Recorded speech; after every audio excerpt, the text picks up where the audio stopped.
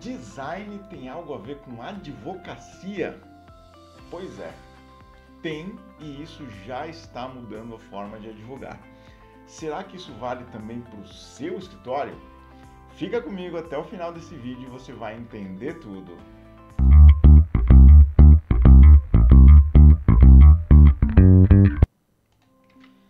Olá, que bom te ter por aqui. Esse é um espaço para advogadas e advogados como você que estão buscando informações sobre Direito 4.0. Eu sou Tércio Strutzel, esse é o meu canal para falar sobre advocacia na era digital.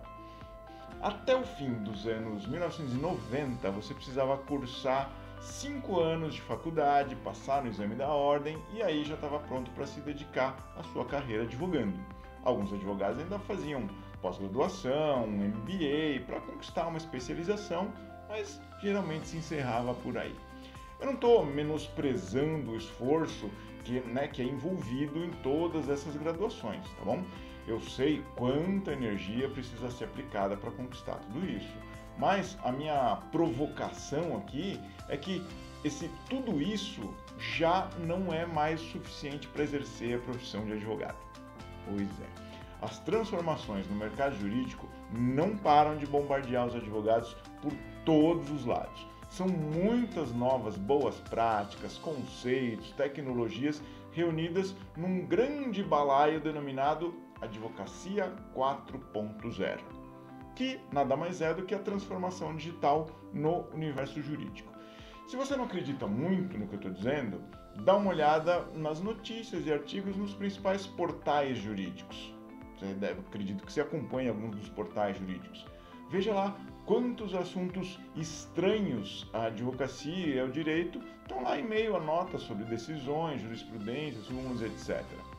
E entre tantas novidades surgindo nos últimos anos, o legal design deve ser a que soa mais estranho para advogados. Mas eu vou te dizer que, apesar de soar estranho, o legal design é um caminho muito útil para a produção jurídica e vou te explicar aqui os motivos nesse vídeo. Se você se interessa nesse assunto, já curte aqui o vídeo para você ficar por dentro de tudo que está acontecendo de novo na advocacia. Bom, para facilitar o entendimento, eu vou explanar alguns conceitos prévios que culminam no legal design, que é ao mesmo tempo uma disciplina e uma mentalidade. Então vamos lá. Começando do princípio, o que é design?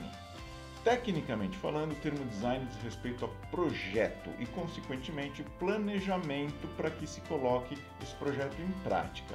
Em meio a uma série de contextos, nasceu a disciplina do design gráfico, São diversas especializações que existem no design, mas eu estou falando especificamente do design gráfico porque ele vai ter relação com o legal design que a gente vai chegar daqui a pouco. Eu gosto de resumir o assunto de forma prática, considerando o design como um equilíbrio de forma e função. Quer um exemplo disso? Pega uma cadeira, por exemplo. Você sabe que a função da cadeira é se sentar e a forma dela é ela ter um assento, encosto, as pernas ou rodízio, se for uma cadeira de rodas, enfim. Existe um equilíbrio entre essa forma e a função. Mesmo que você nunca tenha visto uma pessoa que nunca tenha visto uma cadeira antes, ela vai ver aquele objeto e vai entender como usar, Então esse é o equilíbrio entre forma e função. Quanto mais conhecida a função do elemento, mais viajada pode ser a forma. Por isso que você vê por aí diversos estilos, diversos designs de cadeira mais arrojados, porque mesmo assim ela não perde a função, tá bom? Então, dado esse exemplo, vamos evoluir aqui no assunto. Como você pode ver, o design gráfico inaugurou a forma visual de pensar e planejar. Esse é um ponto importante.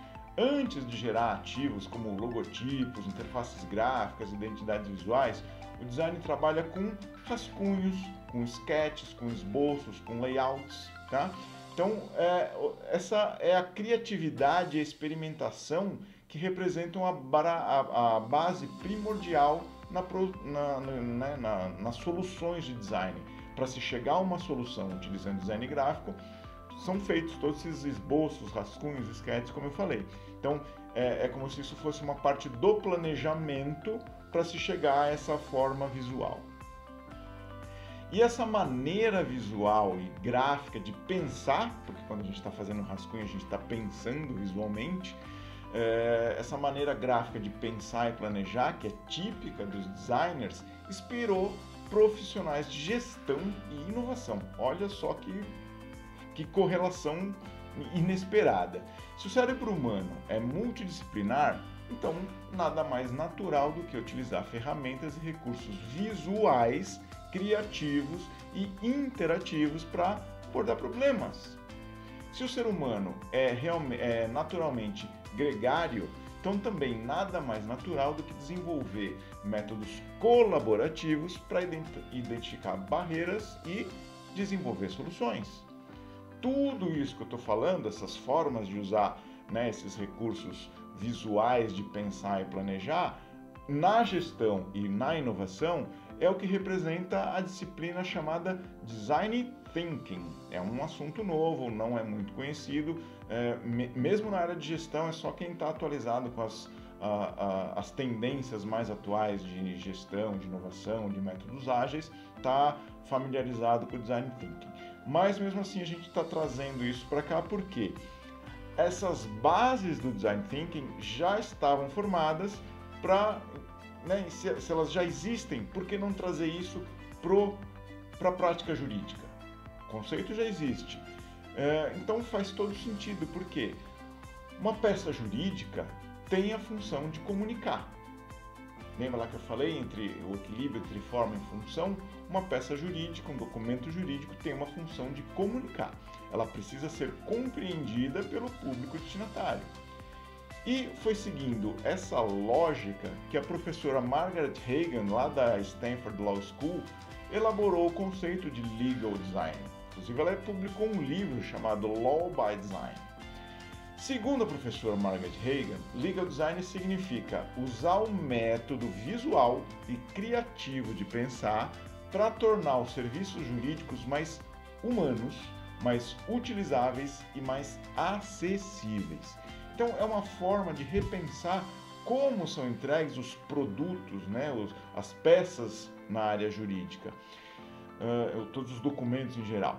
Isso porque o Legal Design prioriza o ponto de vista dos usuários da lei, quem precisa, né, o destinatário lá, como eu falei, ou seja, os cidadãos comuns, os consumidores, os empresários que precisam consumir o conteúdo de toda a produção jurídica, né, das peças jurídicas de uma forma compreensível. Outro ponto importante. Quando eu falo cidadãos comuns consumirem peças jurídicas de forma compreensível, você percebe que é o extremo oposto do que se pratica hoje, onde o foco do conteúdo jurídico está nos advogados, nos juízes. Então ele se apresenta pouquíssimo amigável para leigos, porque eles são repletos do famoso juridiquês.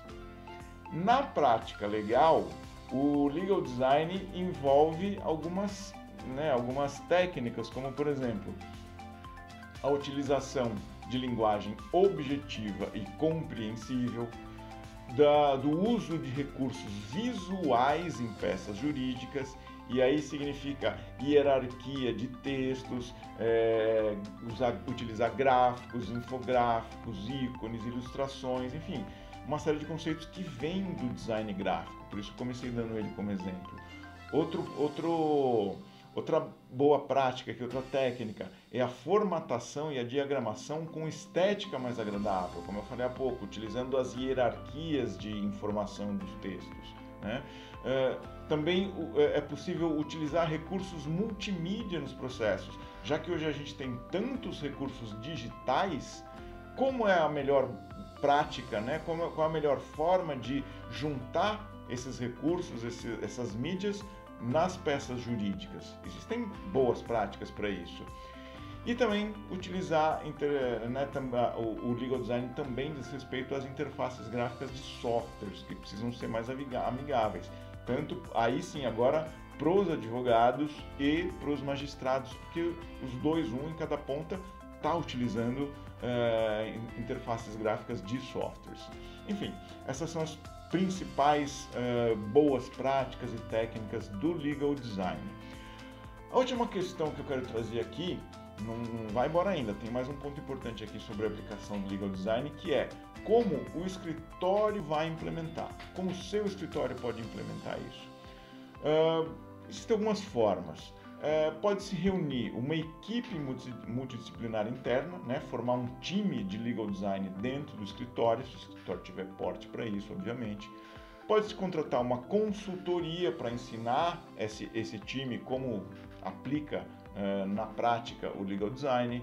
Existe também a possibilidade de se contratar agências especializadas em legal design, isso já existem, né, basta pesquisar no mercado, já existem algumas agências com essa especialização. Ou ainda o próprio advogado pode se capacitar para fazer tudo sozinho. Não precisa sair fazendo tudo uma vez, nenhum advogado vai virar um designer de excelência num primeiro momento. Mas se começar a entender quais são os principais conceitos, principalmente aquele que eu enfatizei bastante, da hierarquia visual nos textos, da diagramação com alguma diferenciação, isso já é aplicação de legal design, já faz uma diferença. Mas seja qual for o caminho escolhido, o mercado já dispõe de literaturas de qualidade, de cursos, enfim, de capacitação para advogados que estejam interessados e também dispõe de consultores especializados para isso. E, de novo, eu quero sempre enfatizar que é um recurso que cabe para todos os tipos de escritórios, para todos os portes de escritórios. Isso não é inviável. Todas as ferramentas que eu cito aqui, eu sempre falo isso, a transformação digital, o direito 4.0, eles não devem segregar os pequenos escritórios, tá? Existem ferramentas que são acessíveis para todos os portes, para todos os tipos de advogados. Bom, finalizando aqui, o que você achou desse conceito? Você acha que isso é útil? Você acha que o legal design ainda está muito fora da realidade do mercado jurídico? O que você acha que faz sentido aplicar isso já nas suas peças jurídicas? Como que você iniciaria esse projeto, esse processo, né, de mudança no seu escritório? Pensa nisso, porque é um assunto que está mudando bastante e está acelerando bastante. Tem muitos escritórios e principalmente tem muitos juízes já sinalizando para que as peças sejam formatadas com esse conceito de legal design. Tá bom? Pensa nesse assunto e sucesso aí no seu escritório.